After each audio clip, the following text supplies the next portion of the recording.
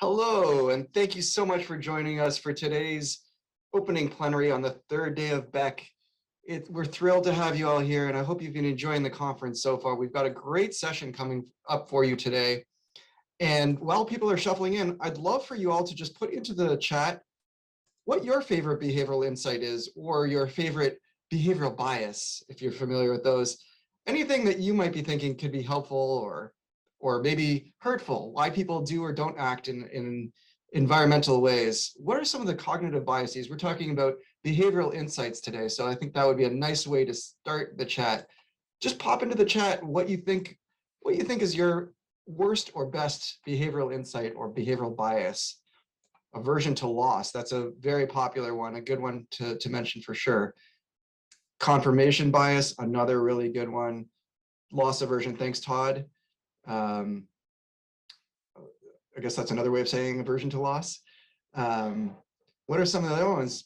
Can anybody think? Reciprocity, that's a nicer one maybe. Reciprocity norm, thanks Karen. Colin, information overload. We'll hear from you shortly. You don't need to jump in. Okay, better than average bias. That is something that many people don't know about. Jane says scarcity, thank you. So today's session is about behavioral insights teams making changes in governments around the world. And I want to start just by thanking today's sponsor, ICF. ICF is sponsoring day 3 today of the conference, and their commitment is part of their commitment to drive customer insights, flexible load management, electrification, and decarbonization. They believe that people, science, and rigorous data analytics are at the center of solutions for a better future. So thanks again, ICF, for sponsoring today. Like all the other plenaries, if you've been to them, we'll be using the Q&A box at the bottom of your screen for questions to the panelists, and you can upvote them with the like button. The chat box is also available, but that's for you to chat with other people in the session. So you've already got a taste of that. Be sure to use that throughout the session to talk about what's happening. But we're not going to be monitoring that so much for questions. That's what the Q&A box is for. Our moderator for today, Christine, will be asking your questions to the panel and her questions to the panel. And like all the sessions, this one will be recorded. And we've been getting a lot of questions about the recordings.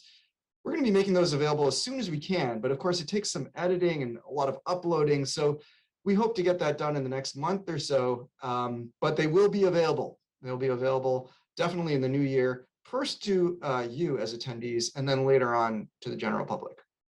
So I'm very excited about today's session. Behavioral insights teams around the world. And I'm going to start just by introducing the moderator for today. And then you can see her in the top right, Christine Kormos. Christine is a senior behavior scientist at the BC Behavioral Insights Group with the province of British Columbia, which is in Canada, for those of you who don't know. I know we have a good contingent at BECC from Canada, so thank you for joining. Christine is an applied social psychologist by training with a focus on environmental psychology. Prior to joining government, Christine worked as a behavioral economics consultant on projects related to energy efficiency and sustainable transportation. So thanks a lot for joining us, Christine. I'm now going to turn it over to you to introduce the rest of the panel. Great, thanks, Ruben. Well, hello, everyone. It's my honor to welcome you to today's plenary session. So the session is how behavioral insight teams make changes in governments around the world. Well, it's been a little over a decade since the first official use of behavioral insights within the public sector. That's with the Behavioural Insights team in the UK in 2010. So when the Behavioural Insights team was first set up in the UK back in 2010, it was actually set up in a kind of probationary fashion. So it had a short, fixed period to prove its worth to government. It did that and more.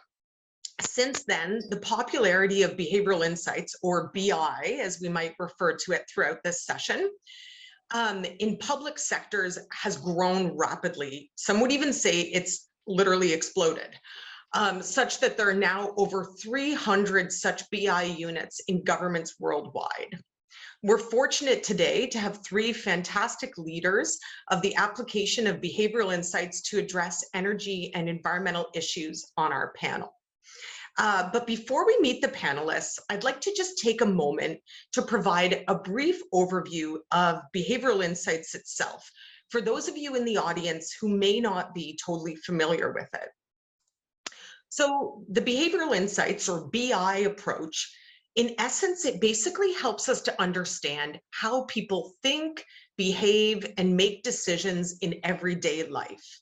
It draws on evidence from the behavioral sciences, most notably psychology and economics, about how conscious deliberation interacts with non-conscious processes to influence behavior. And then it uses that knowledge to design more effective government policies, programs, and services. Sociology as well. That is very true. Thank you, Karen. That is very true. Many of the social sciences feed into behavioral insights, and certainly environmental sociology is a big player in there too. Indeed, there are hundreds, if not thousands, of biases, heuristics, and other cognitive and contextual factors that impact decision-making. So in turn, these biases and heuristics present an opportunity for us to develop better policies and programs by taking them into account. So it's also really important to note that BI relies heavily on robust evaluation methods, such as randomized control trials, so that we can test solutions to identify what works and what doesn't work to shift behavior before scaling up. Great. So having said all of that, I'd now like to introduce you to our 3 behavioral science experts who are applying BI to tackle energy and environmental problems by promoting behavior change in each of their host countries. The panelists will discuss their work, some of the challenges they may have faced, as well as their successes. As Reuven mentioned, we're going to be addressing questions throughout the entire session. So if you have something that you'd like to be asked of the panel, please put it in the Q&A. All right, so without further ado, I'd like to turn it over to our first panelist, Colin Waggle. So Colin is a behavioral economist with the California Air Resources Board. Welcome to the panel, Colin.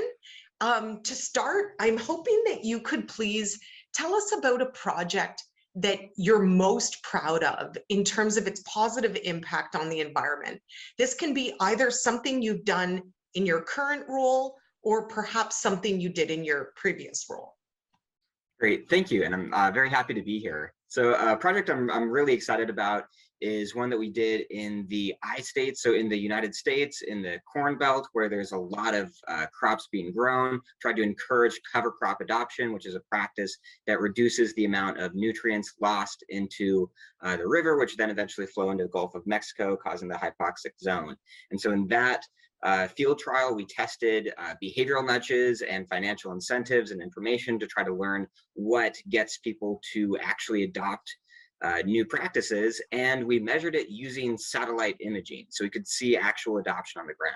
So that was a really interesting project that had on-the-ground impacts and taught us about how we can maybe design programs to be more effective for encouraging real-world adoption. Very cool. Thanks, Colin. I love your use of the satellite imagery as an objective dependent variable, an objective metric. Very creative and great. Wonderful. Okay, now next I'd like to introduce our second panelist, Tadahiro Ikimoto.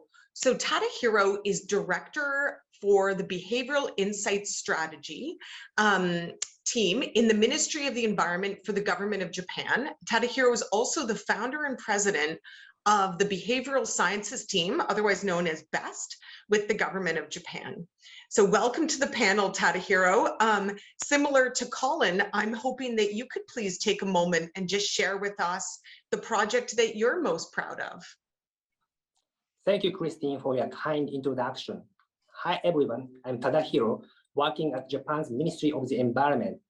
It's my great honor to be here because Japan also has BECC, named BECC Japan, led by Jukankyo Research Institute. And in this year's annual conference, I participated in the panel discussion like this and discussed the importance of communicating globally.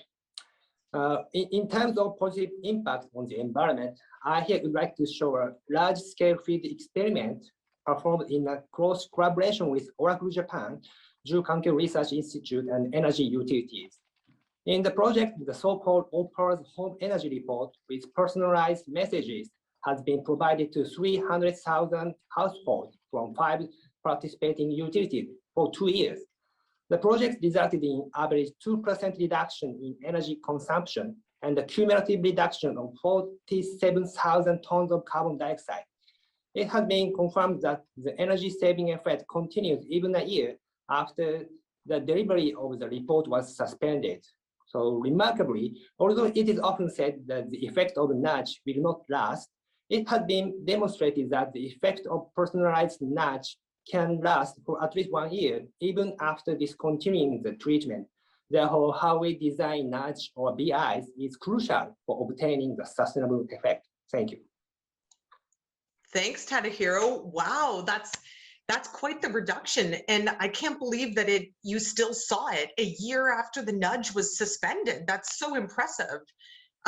Maybe a little bit later, I'd be curious to actually dig into what was entailed as part of the personalized messages, whether you used, social norms messages or what have you. But anyway, maybe we can get to that. But thank you. That sounds like such a neat project. Wonderful. Okay, so now I'd like to introduce you to our third panelist, Thomas Dirkma. Thomas is coordinator for the Behavioral Insights team and chairman of the Behavioral Insights Network in the Netherlands. He is the general economic, as part of the General Economic Policy Department, and as well as the Ministry of Economic Affairs and Climate Policy. So over to you, Thomas. And if you could please also share a project with us that you're most proud of. Well, thank you, Christine, for this nice introduction. Sure, I can share one of my projects. I will share one of the earlier projects we did. It's a very simple one, a classic email trial. So in this case, we were trying to convince energy coordinators from companies to download feedback reports we as the government gave to them. And with some very basic interventions, just making the email simpler, more attractive. It has a gigantic impact, actually. So in the control treatment, only 14% downloaded their feedback report. But in our best treatment, it went all the way up to 51%. So like 250% more downloads compared to the control. But this is quite an interesting result, I think. And also shows tweaking, making small tweaks in existing policies can have a rather large impact. But I think more importantly, it should also be applied when designing policies. And we're currently also working on another project called the saving bonus for homeowners. So we're trying to stimulate homeowners to also start saving for their, to improve their houses. With an online experiment here, just to test out some first concept and ideas we had to find out whether such an instrument also will be viable and also can work in real life. So I think it's also important to apply behavioral insight when you're designing policies as well, because there the impact can be much bigger, in my opinion. Yeah, well, welcome, Thomas, welcome. You made a lot of great points. Yeah, I think certainly there's been a lot of discussion recently about how behavioral insights can be applied further upstream to policy development rather than its typical application, which is the more downstream, where these policies and programs are actually interfacing with the public. But I think you make a really good point about the impact of your email trial and how you saw quite a positive effect. And it's interesting because simplification, I think it sometimes can be overlooked because it's not the sort of sexiest behavioral insight, and yet it's so powerful. Just simplifying things, making them more attractive, can be such a powerful intervention. Well, welcome to the panel, all of you. I'm absolutely thrilled to be moderating this panel and to be able to have conversations with all of you today and talk about these ideas. This is really close to my heart and the work that I do. So all of you you've shared some projects that you're most proud of. You know, certainly in your back pocket, you also would have a list of projects that perhaps never took flight, or ill-fated projects that, you know, it seemed like they were going to, and then at the last minute, everything fell apart or whatever. I know I've got a list of those in my back pocket. So what I'm wondering is, you know, I'm just thinking, certainly this can't be easy, doing these kinds of behavioral insights trials within government. And I'm wondering if each of you could please just take a moment and speak to what you see to be the biggest challenge to launching a behavioral insights trial within government. Thomas, maybe we'll go to you first, since Okay. we were just chatting with you. That's fine. Well, I think the biggest challenge I'm facing currently is when I want to decide an intervention in the policy development stage. So when you're developing new policies, the tricky thing is how to get a correct sample of businesses or consumers where you can test your intervention on. And especially due to the GDPR, the new EU privacy law, all these are becoming more complicated. And it's really quite a challenge, because when you have an existing policy, then usually there, for example, companies apply for subsidies, you already have a database of people you can contact. Or when there's an administrative, well, we request you to hand in data, you also already have a database of people you can contact. When this is not there, how to get the right sample to test your interventions on this thing is really quite a difficult thing to arrange. Yeah, no, for sure. Yeah, identifying the right sample, accessing people, figuring out what the touch points will be too. You know, how do you communicate with those people? Yeah, it's definitely a challenge that we face up in British Columbia as well. Tadahiro, over to you. What do you see to be one of the biggest challenges? Okay. In Japan, in general, the term nudge or BI is still unfamiliar and something new to the public. Its effectiveness is not well understood, and there is little accumulation of evidence obtained in Japan. Some nudge units have been launched also in local governments since 2019, but the movement is still limited. There is a custom in Japanese administration to follow the precedent after some good cases established, and it takes a lot of effort to play a leading role and put it into practice.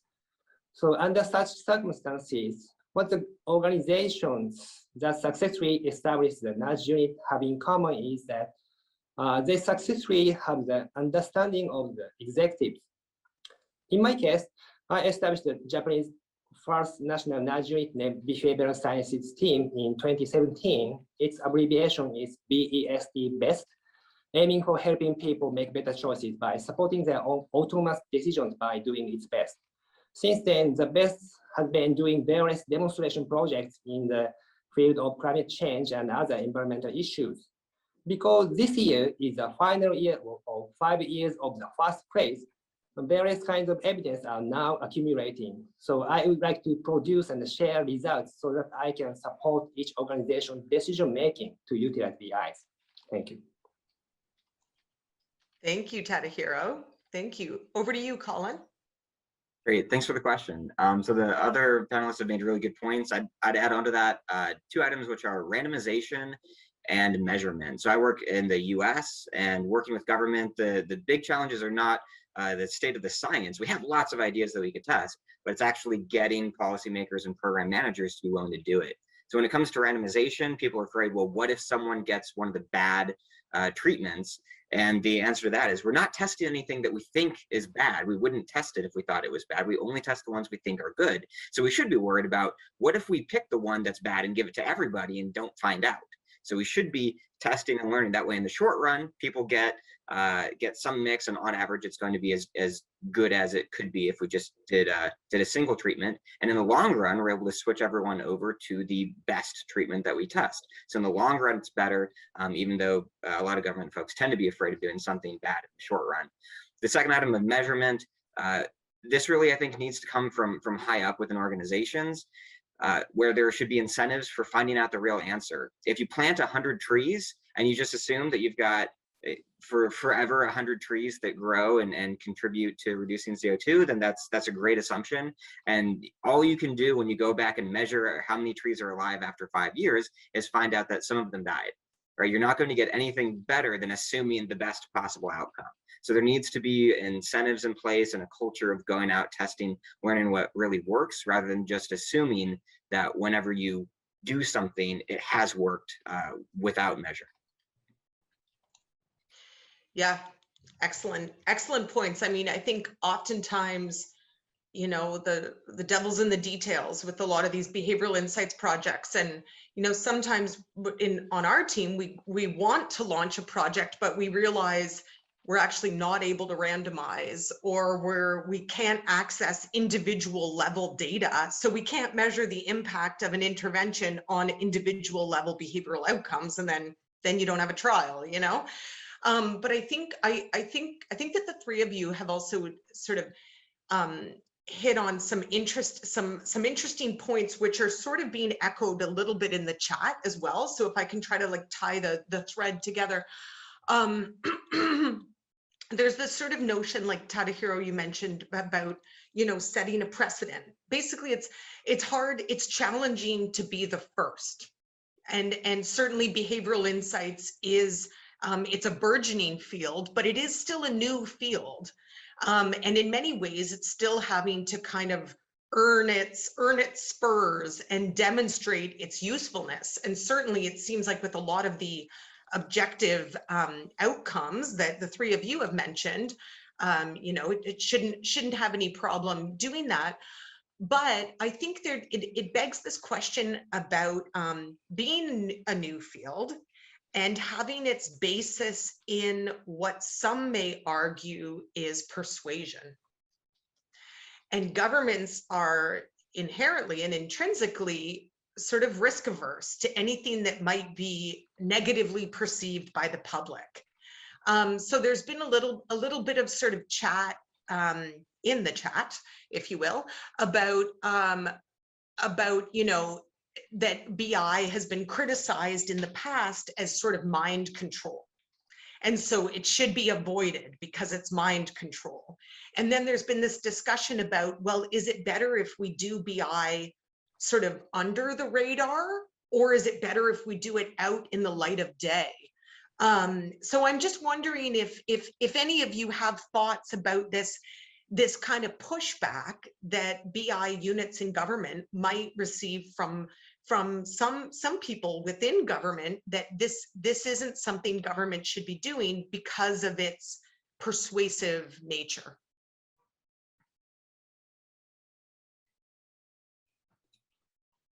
Sure, I'm happy to talk about it. So yeah, I think that government is often trying to persuade people. We offer incentives. We're trying to get people to do things.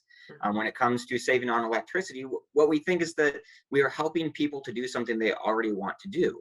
When it comes to government being involved in people's lives, behavioral interventions are the lightest touches of intervention. We're not restricting people. We're not charging people for doing what they want to do. We're giving them some tools and oftentimes just making it easier for them to do what they would like to do, and what we would encourage them to do, or bringing salience to an idea that they hadn't thought of, and then they make the decision. So in terms of what government can do to change outcomes, which is why government exists, is to change outcomes, behavioral interventions are the lightest touch, those that we should be least concerned about. And I think it makes sense to note what we do. We should be publishing what we do and having this be something that folks can be aware of, but it's not something that we should be hiding and worried that people will be offended by us trying to make their lives better. Colin, I think those are fantastic points, and I think that this hits the nail on the head in terms of one of the key definitions of a nudge. And a nudge is that it sort of, well, part of the goal of a nudge is to try to close the intention action gap. So where somebody has the intention to do something, but perhaps they're not following through on executing that for whatever reason, a nudge can help them to close that intention action gap, but importantly, without restricting freedom of choice. So these are nudges, these aren't shoves. And I think you made another really great point too, Colin, in that ultimately these nudge units within government, they serve to help optimize the goals and objectives of the government of the day.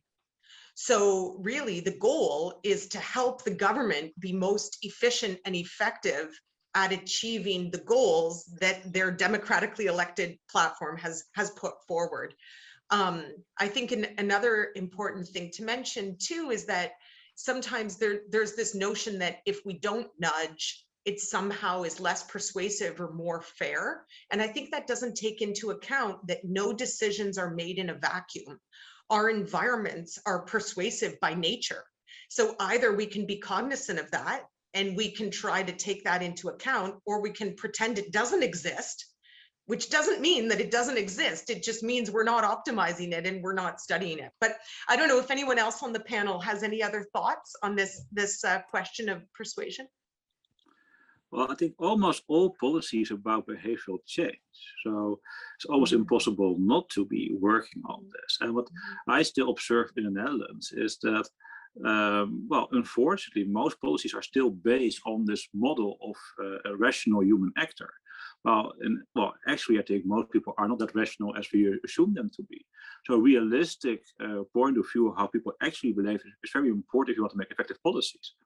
So that's why I think using behavioral insights is very important. And I think the tricky thing is, well, not to accept it actually is important to do, because that's quite easy to say. Yes, I think I understand that this more realistic perspective is important to have. I think the tricky thing is to actually implement it in the actual policy process. Because there you still have the reflex or the status quo bias, if you want to say so, to keep on putting this old perspective, the neoclassical economic perspective of the rational choice in the center of attention, instead of having this broader view. Yeah, fascinating.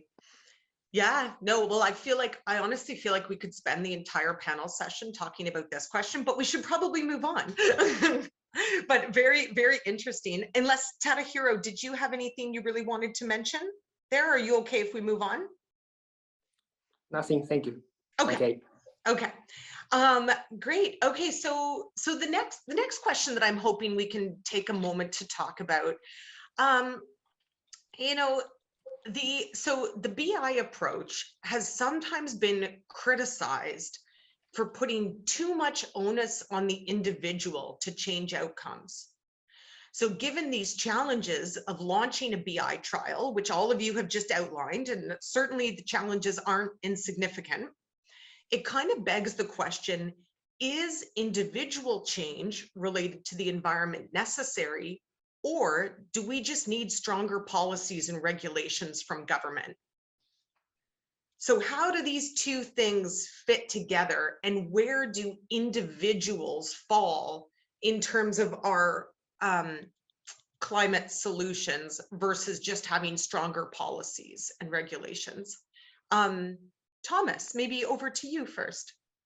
Well, when you saw someone in the chat, I think it was Karen, who already gave the correct answer, in my opinion. You need both. So first of all, what you think quite often see, especially in the media, is that the nudges and behavioral insights are made like the same. Well, I think they're not. So the behavioral insights can also be applied to make more effective laws, or to make better financial incentives like subsidies or taxes. And of course, well, if you want to change people their behavior, you need to use both and apply behavioral insights across all ways of policy making, whether it's communication or subsidies or laws or also nudges. And you should apply it everywhere, I think. I think that's a fantastic point, Thomas.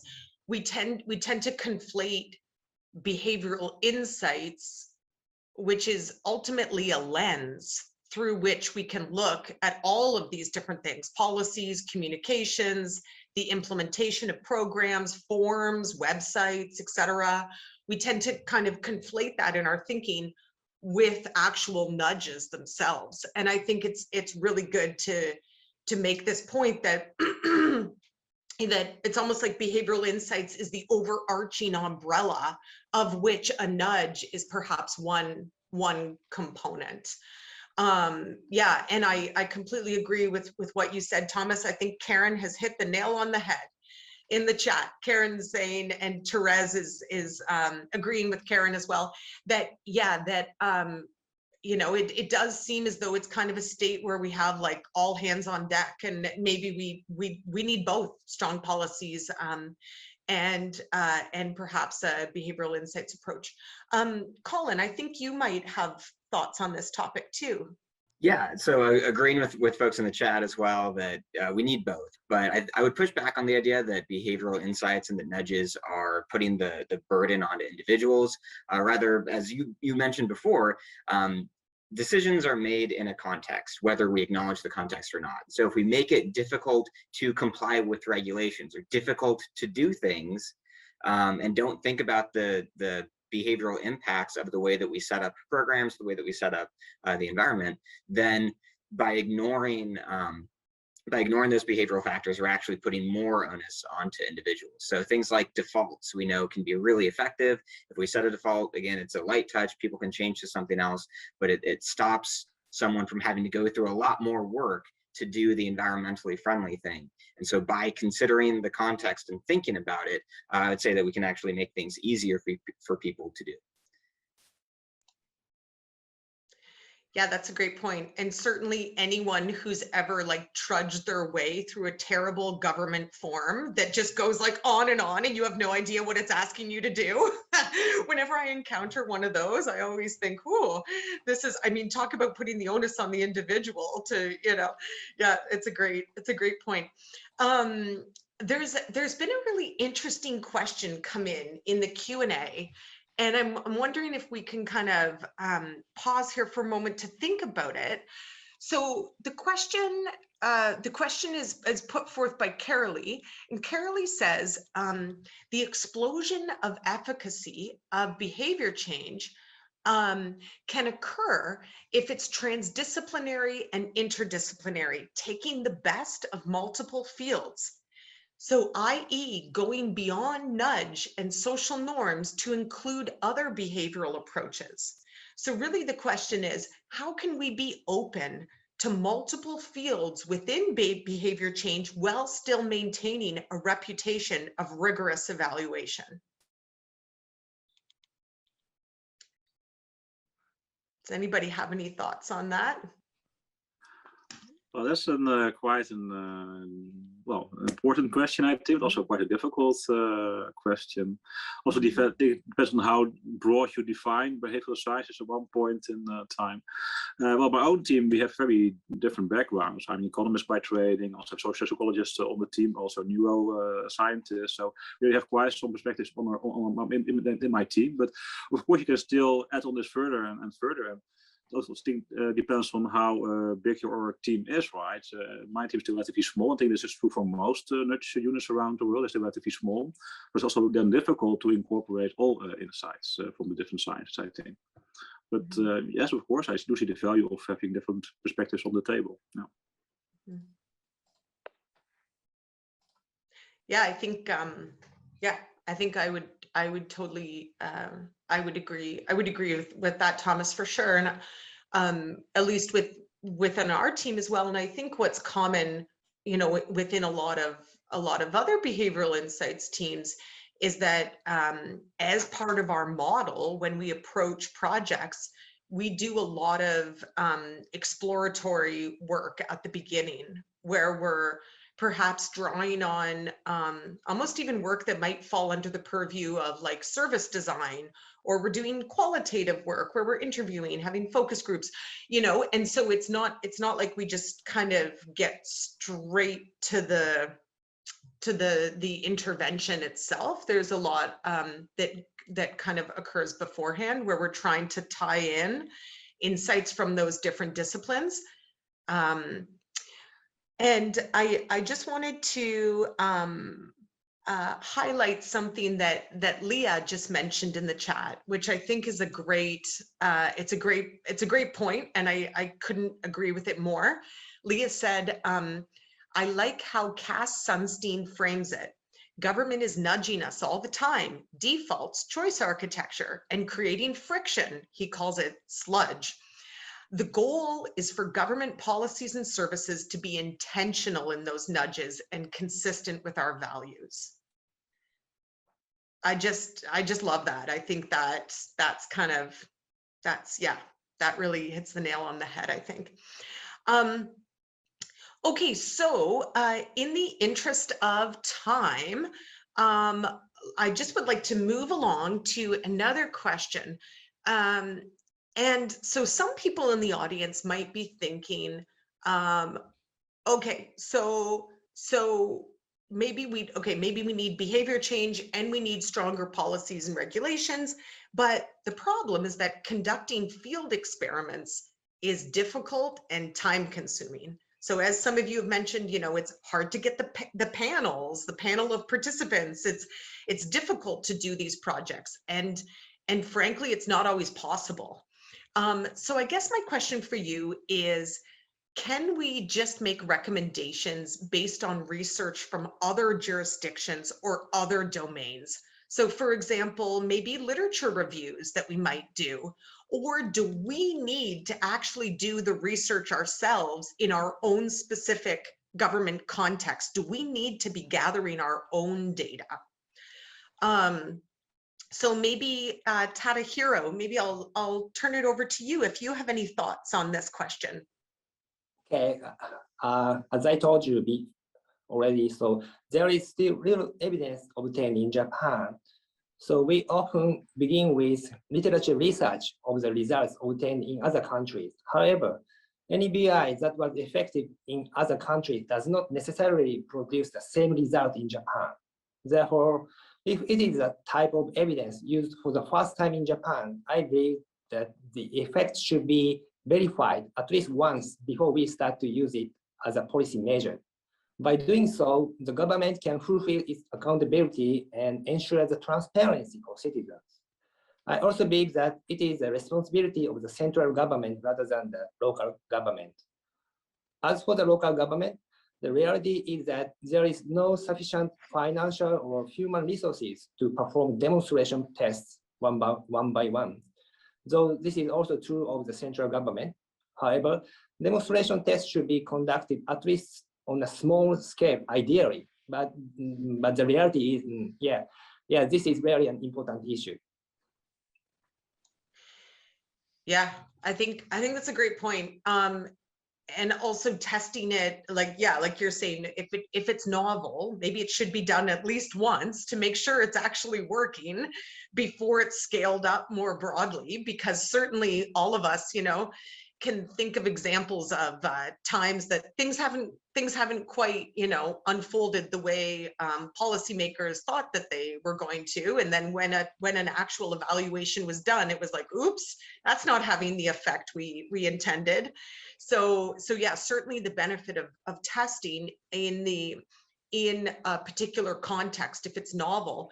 I guess another thing too that comes to mind for me is that the benefit of that testing is that then it allows for the calculation of return on investment.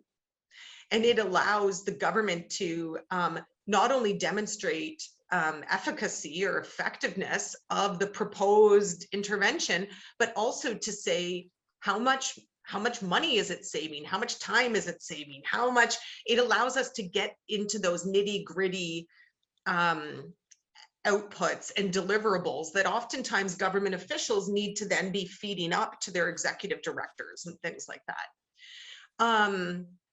But I don't know if anybody else on the panel has anything else to add to that. Thomas, I thought you might perhaps have something. Yeah, sure. Well, I was a very big advocate for testing out interventions. So ideally, I always test out the interventions I design with my team.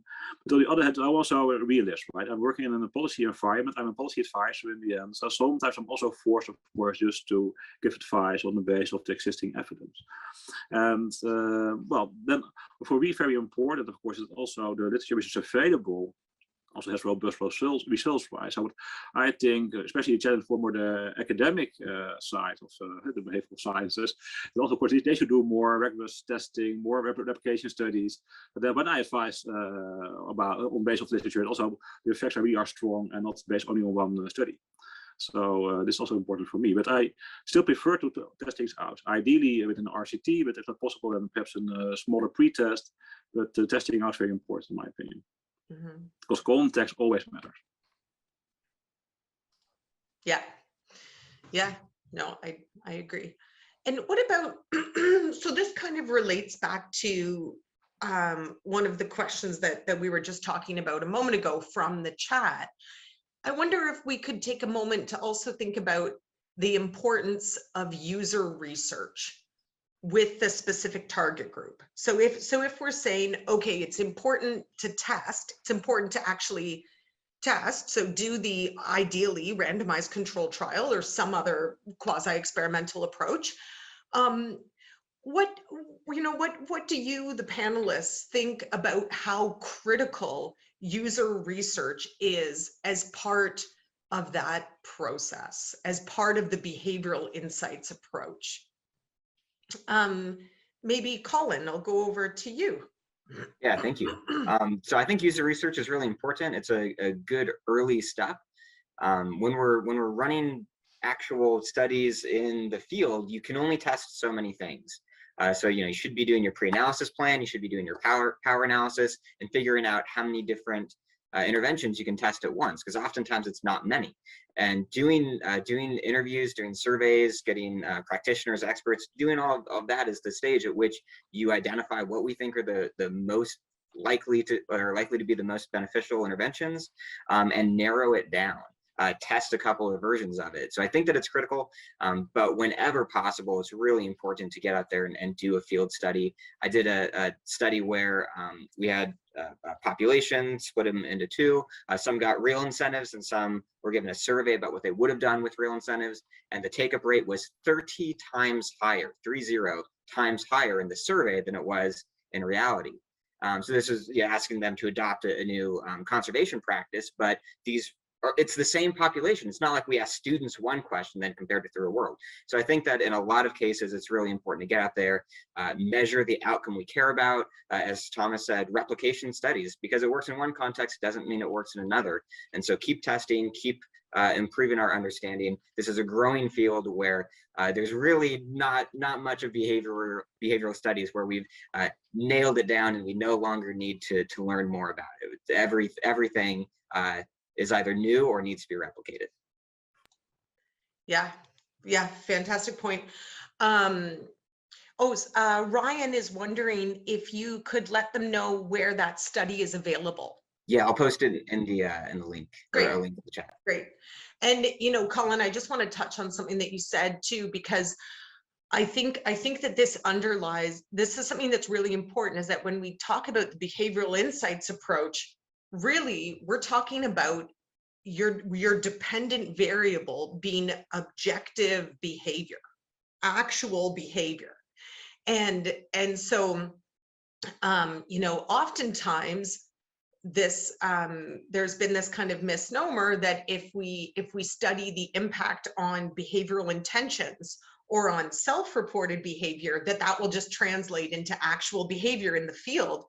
And I actually quite a few years ago now did a meta-analysis looking at the correlation between self-reported pro-environmental behaviors and objective pro-environmental behaviors. And 78% of the variance was unexplained between those two measures. Those are among the same people reporting on the same behavior.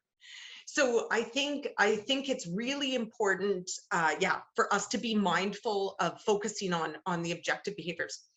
So we've had, so the Q&A was quiet for a while, and then I just clicked on it again, and it's exploded. There's lots of questions. So let's actually just have a look there at some of these questions. The most top voted question is if you can outline a profile of your teams in terms of the combinations of backgrounds and skill sets that you think are successful for behavioral insights initiatives. Not sure if one of you could take that away. Sure, I don't mind answering this question. Well, it really depends on also how large your team is, I think. But if you have a small team, I think it's very important to have a combination of at least two types of knowledge/experience. On the one hand, you should of course have people with a behavioral insight background, either behavioral economics or psychology or something comparable. So they really know what they're talking about. Next to this, if you want to test out interventions, some knowledge about methodology, testing out things, doing data analysis is also very important. But I think also what's really very important is to have someone on board who also knows how the organization works, who has experience working in the ministry or in a different department or directorate, but they know which people to contact, how to get things done, how to escalate if things not going your way. But it's also very important to have on your team as well, I think.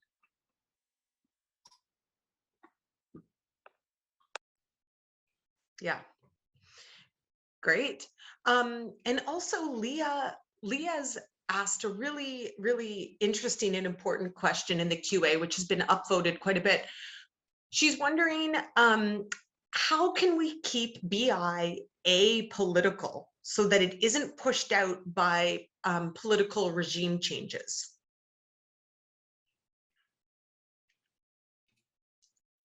Colin. Yes.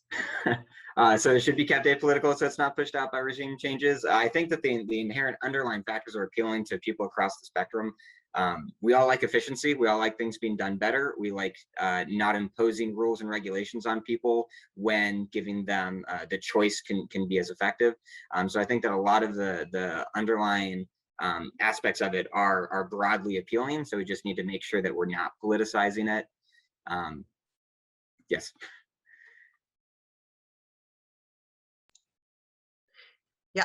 Yeah, I think that's a good point. And I mean, if BI demonstrates its effectiveness in terms of appealing ROI on projects, then presumably that would be appealing to whichever government is the government of the day.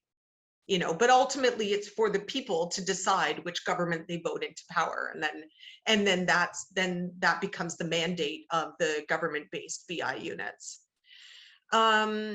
Okay, so so another question, a question from Therese. Hi, Therese. I know Therese from the past. Okay, Therese is wondering, can you imagine 2030? Oh, where did it go? It disappeared. Uh-oh. Sorry, just one Sorry, second. it's in the answered Here it is. tab Okay, there. here it is. Thanks, Ruben. Can you imagine 2030 and how each of you can use BI in our goals to achieve a low carbon future? Trying to bring this panel into into framing of the theme, reimagining the future. So what could 2030 look like in terms of the role of BI to help us achieve a low carbon future? What do you see as being the sort of optimal application of it 10 years from now?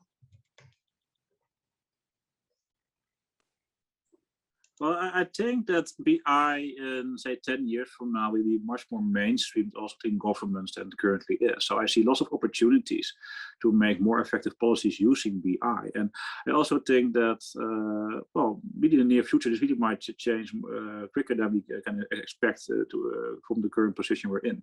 And, well, how can we then have impact? Well, in lots of ways. So, for example, you can think about what story are we telling our citizens when it comes to the entire climate transition. It's already step one, I think, but also how to design subsidies effectively and efficiently. Also, I think that the use of well, the social norms, for example. I think also the social component. Most policies are always aimed at individual citizens or individual companies, while companies and social citizens are always operating in an environment being surrounded by other people in the company. So we also target environments where they're operating in more. It's also have a big impact. So I think there are lots of ways to have an impact in using behavioral insights. Mm-hmm. I might also add a thought to that too. My ideal future, maybe 10 years from now, is that we have the foundations of the experimental foundations embedded in sort of systems so that we can actually be testing and iterating as we go, rather than needing, because it's so much work up front to like figure out how to randomize, have the mechanism to do a trial. If we can actually bake that in, for example, when systems are being developed by developers or what have you, they bake in experimental infrastructure, then, you know, we're off to the races type thing. So I think that would be kind of part of my ideal 10 years from now. We can really we can optimize what we're doing. Colin. Yeah, and to add into that, you know, what do I see 10 years from now? I would hope that we see more push from the top. So when someone is running a program, there is their manager or someone above them saying, where is your evidence for how effective this is? Or what are you doing to make it more effective, right? That it's not just relying on the goodness of people go out and incorporate behavioral insights into their programs, but rather that it's something they are expected to do as part of the culture. And it would be weird to not do it, to not have evaluation built in. Yeah, that's a really good point. And I think oftentimes there can be sort of a reluctance to test, because what if you test and then you find out that it's actually not working, you know? So building in that culture that it's better to know than to not know, you know? Reuven has just informed me that it's a different Therese, not the one I know. So my apologies, Therese, out there in the audience, wondering where we met before. We didn't. Great. And so somebody, Dave has asked a really interesting question too. He said, are there any examples of behaviors where you decided that a BI approach was inappropriate to pursue?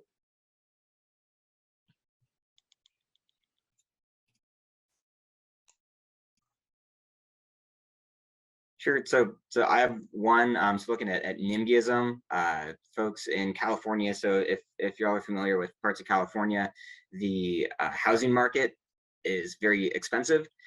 So there's the idea that people at a local level are trying to keep out high density housing, which from my agency's perspective, we generally like the idea of having more dense housing that allows for lower emissions.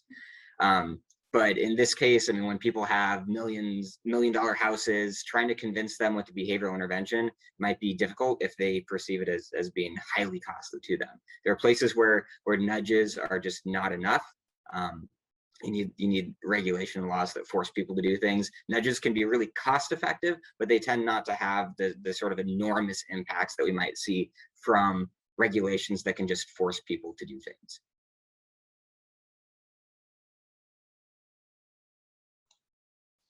Yeah, that's a great point.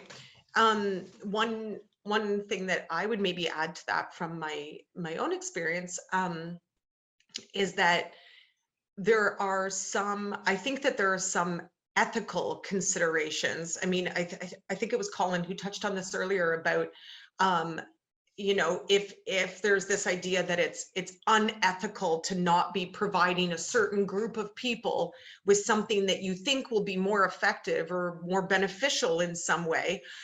So I'm just thinking about, you know, say if you're working with populations like I know this is outside of the topic of the environment, but you know, you're trying to help people return to work sooner following the COVID pandemic. Well, is it really ethical if you have an intervention that you're giving to one group and then it helps them to return to work sooner? You know, these are people's lives, like people's actual lives. They need to pay their bills.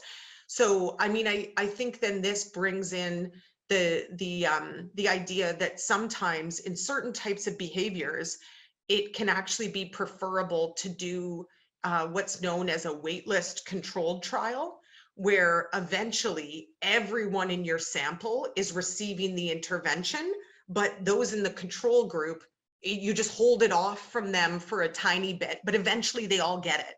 So yeah, Dave, I'm not sure if that helps to answer your question, but I think there can be some behaviors where a traditional randomized control trial might not be perceived to be fully ethical for those reasons. Someone has a great question in the chat as well. Sarah asks in the chat, she says, this topic seems very important, but very overwhelming. Would each of you suggest, what would each of you suggest a small nonprofit to do to learn more about how we might best reach our local community in terms of renewable energy? So what can small nonprofits do that don't have their own dedicated BI units, perhaps without expertise in-house to run randomized controlled trials? What can be done, sort of boots on the ground kind of thing?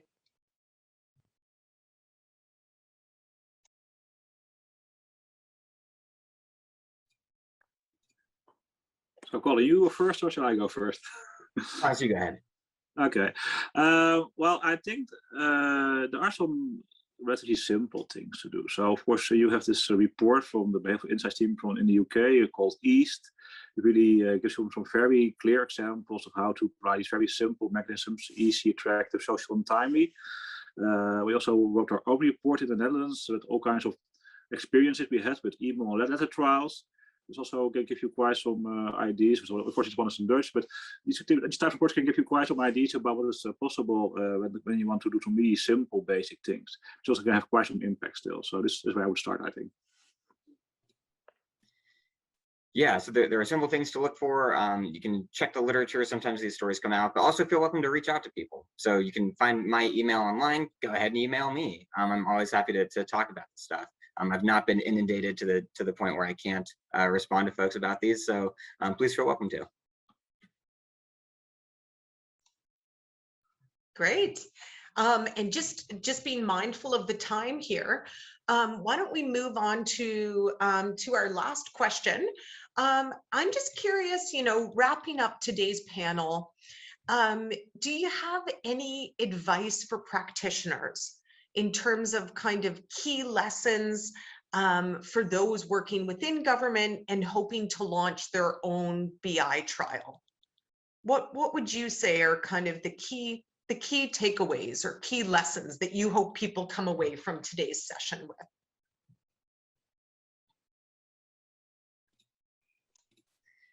Yeah, so I'd say a key lesson is to start simple.